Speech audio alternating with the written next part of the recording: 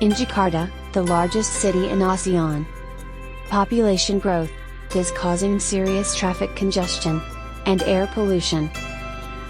The key to solving these problems is to reduce the use of private cars and achieve a modal shift to public transportation. However, payment methods and fares for the four public transportation were independent. Therefore, there was a limit to increasing the number of public transportation users.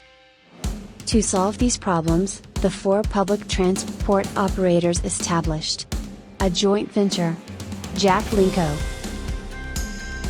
In order to promote modal shift, they integrated facilities, operations, fares, and payment systems. An application developed to integrate the fare and payment systems is Jaklingko.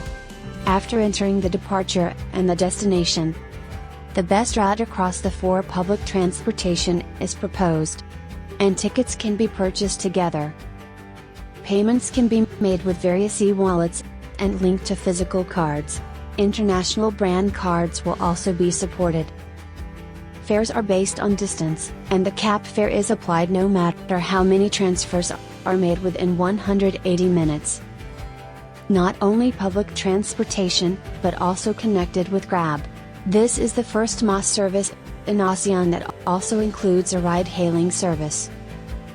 Parking will also be supported. This will cover travel to the nearest station or stop. Entrance tickets to tourist attractions and commercial facilities will also be supported.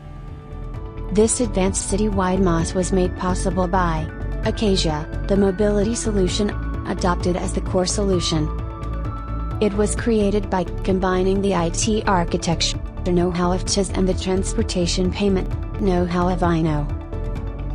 It is scalable enough to connect public transportation throughout the city, and has many convenient functions. It will steadily promote modal shift. Acasia is an essential platform for the realization of a smart city. With more convenient payment, more comfortable environment. Mobility solution Acasia.